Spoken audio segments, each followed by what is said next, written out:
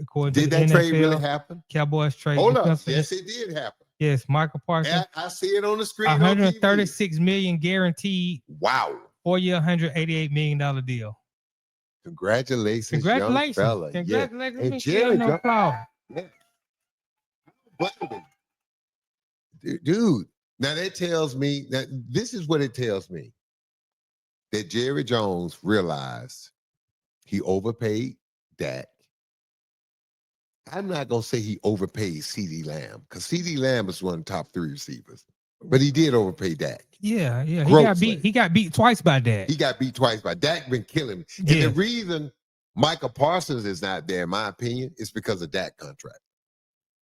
I really believe that. Because like you said, he got beat over the head twice by Dak. Now, did he do it to himself? Yes, he did. Because he could have, again, the same thing he could have did. He could have signed Dak early. Yes. But this is Jerry Jones. Look,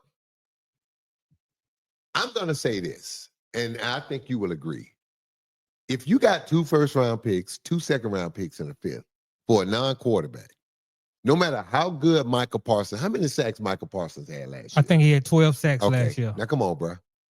And he missed some games, though. Right. But he missed 4 or 5 games. But let's just say this. The guy, Trey Hendricks in Cincinnati, led the league in sacks at 17. 17, right. Okay. Now, let me ask you this. I know that guy putting pressure on the quarterback makes everybody better. But think about it like this, people. If I only got 17 sacks, and we didn't make the playoffs, I understand why Cincinnati wasn't paying him. And I understand why Cincinnati didn't want to give a long-term deal. Jerry Jones, same thing. Jerry Jones, and I'm a Micah Parsons fan, but Jerry Jones sitting there saying, you're one of the top 3 pass rushers in the league.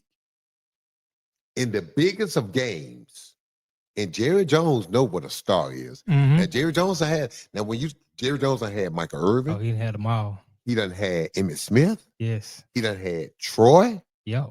And Dion. And this is the one. What's the guy that Charles Haley? Oh, I saw something online the other day about Charles Haley. Jerry Jones told the story. Jerry Jones told the story that when Emmitt Smith went out and they had started the season and they lost the game early, first game, and Charles Haley walking through, and Jerry Jones came in the locker room. He said Charles Haley took his helmet off and threw it at him and missed his head and put a hole in the wall and said, don't you come in here talking about winning when we got the best running back sitting at home. Jerry Jones picked up the call.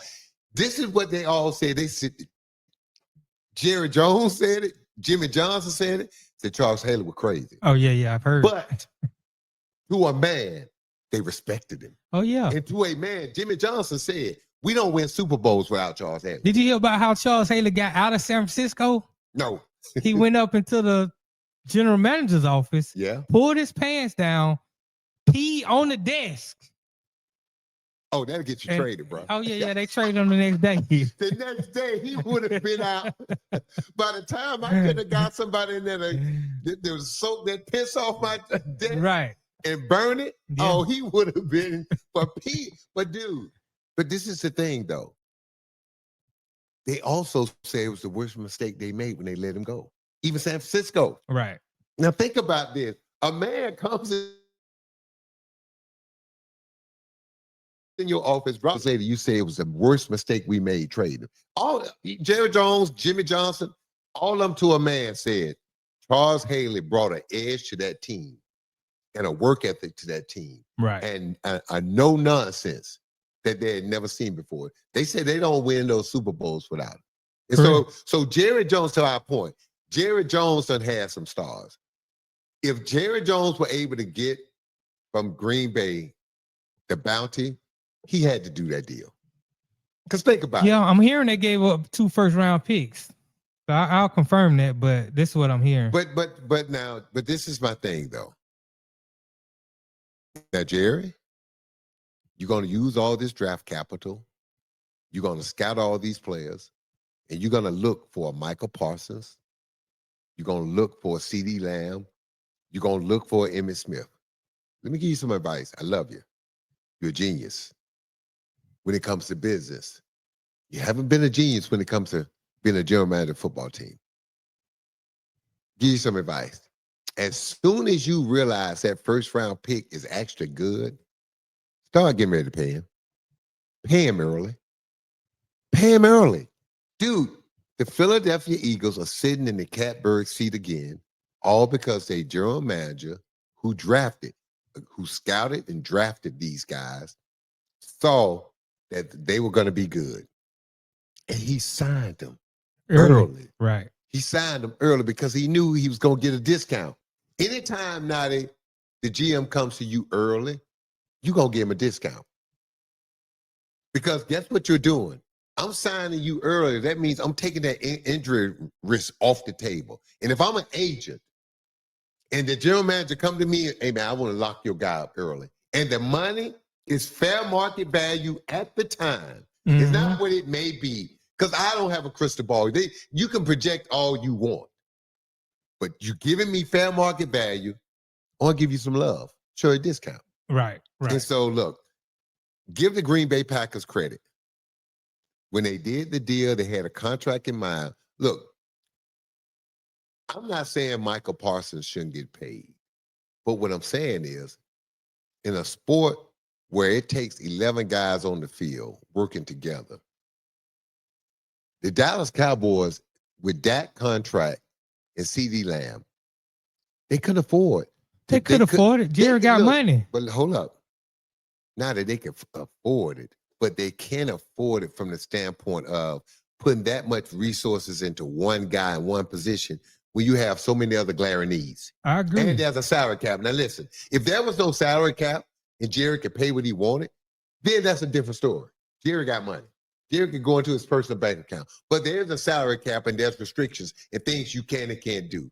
And what I'm saying is, when you look at the Dallas has been their best when they've had a dominant offensive line and a great running game, right? Right. The last 3 years, their offensive line has gotten old, and they did a piss-poor job of drafting and developing the offensive line. It's great. So right now, think about this. Dallas is a throwing team. Yes, they are. And that's what blows your mind. Everybody think San Francisco is just an air-it-out team. No, they run the ball. They run the ball. And throw it to the running back. Yes. Right. Everybody thinks that. Right. Everybody, Baltimore, what do? They run the ball. They run the football. The reason the Buffalo Bills signed that running back, what's his name that was rolling out? James Cook.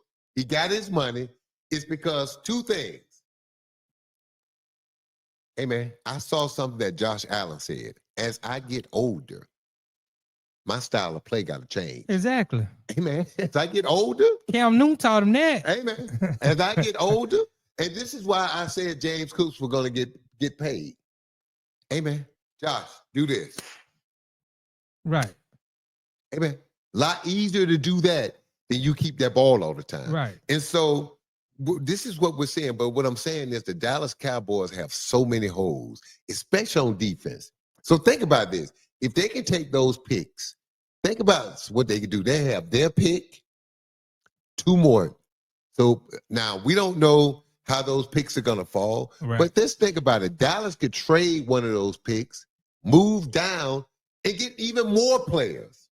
Yeah. Because they don't need a quarterback. So in next year's draft, where you know all the teams that's going to be looking for a quarterback, they're going to be quarterbacks coming off the board. That means the offensive lineman, the D-line, that means all the other position players are going to be there for the picking, because you know this not as well as I do, and the people out there know this. If you don't have a quarterback, you don't have a team. Right. So the rule of thumb in the NFL is you keep drafting a quarterback until you get one. That's the rule. That's the rule. Because until you get one, you don't have a team. Right. You can't win. D-days. Exactly. Right. So look, Dallas, I'm going to give Jerry Jones credit. I know people are going to kill him for this. This was a shrewd, great move. This is the type of move like that Herschel Walker deal. I'm telling you, man. Because think about this. The Dallas Cowboys didn't make the playoffs last year. You're right. So you got the highest paid quarterback. You got one of the highest paid receivers. Now you're going to turn around and pay a guy. Yeah, he deserves the money. But the defense was mediocre to bad. I agree. So right. Why am I paying they you couldn't stop the run. $188 million? We can't stop the run. We can't outscore everybody. Why am I doing that? And with you, we didn't even make the playoff. We wasn't even 500 team.